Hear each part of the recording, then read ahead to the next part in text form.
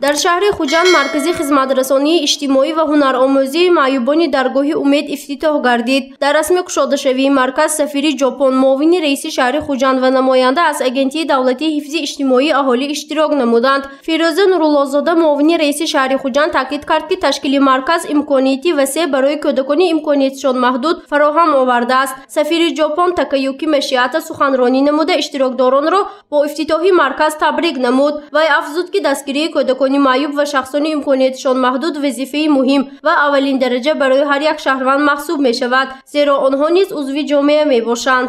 To take care disabled children is a long-standing issue. غمخواری آدمانی دارای معیوبیت خیلی کاری مهم است و ما در ژاپن باز همین خیلی آدما داریم با از طرف حکومت که یاردم گرفته شدن و اونها را دستگیری میکنیم و دیده شدم که حکومت شهر خوجند هم غمخواری خود را دریغ نمیدارد نسبت آدمانی دارای معیوبیت و در این مرکزی که ما شدیم البته ما غمخواری خود را دریغ نمیداریم و از شما امیدواریم که شما هم دستگیری میکنید آدمای دارای معیوبیت. In doing this, I mean protecting and promoting disabled children in this city. مرکز خدمترسانی اجتماعی و هنرآموزی معیوبان درگاه امید از جانب تشکیلات جمعیتی امدادی غیرت در شهر خوجند تأسیس داده شده است. مبلغ گذاری مرکز باشد بر ذمه اگنتی دولتی حفظ اجتماعی اهالی می باشد که 253,000 سومانی را تشکیل می دهد. بنا با گفته مسئولین تشکیل این گونه مرکزها برای کودکان معیوب اقدام خیلی خوب بوده، برای آنها شرایط بهتر را فراهم می آورد. فعالیت مرکز باشد برای کودکان امکاناتشان محدود به طور ضروری و راهمانده شده به کودکان روانشناس خوب درس می‌دهند.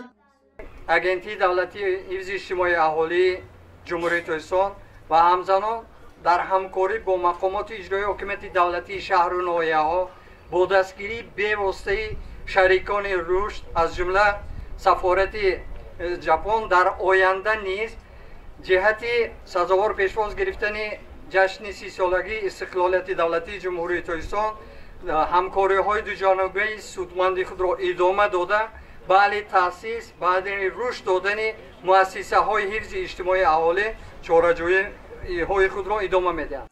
مرکز خدمترسانی اجتماعی و هنرآموزی معیوبان درگاه امید تشکیلات جمعیتی امدادی غیرت در شهر خوجند از 2 آشیانه و 13 اتاق کلان عبارت است. حالا در این مرکز 36 نفر کودکان به تعلیم و تربیت و مشغولیت جلب کرده شدند و کودکان امکاناتشان محدود هنرهای دوزندگی، رسامی، دایره نوازی، سرایندگی آموزانیده می شود و آنها همچنین با راه و اصولهای مخصوص نزدیک 15 آموزگار و روانشناسان طرز ifade کلمه و خواندن کتاب را می آموزانند. یکچند نفر کودکان رو الکی به مکتب تیار کردیم و که در خانه تحصیل خانگی داشتن الکی فعالیت خود رو در مکتب ها رفت استادن. بعضی کودکانی که باغچه نمیرفتن باغچه رفت استادن. سعی می‌کنم کودکان اساس این کودکان جمعیت به همراه میشن.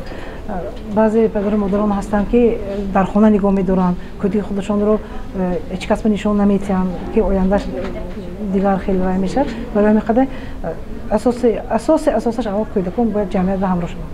مرکز خدمترسانی اجتماعی و هنرآموزی معیوبان درگاه امید امکان دارد در یک سال تا 100 نفر کودکان امکاناتشان محدود را به تعلیم و تربیت فرا گیرد. دیرکتور تشکیلات جمعیتی امدادی غیرت مولوده بایره و میگوید این گونه مرکز برای کودکان امکاناتشان محدود سال 2017 با دستگیری سفارت ژاپن در ناحیه کانیبادام تأسیس داده شده بود و از مراجعه ساکنان داومی 3 سال این جانب معلوم گردید که فعالیت مرکز نتیجه خوب به دست آورد.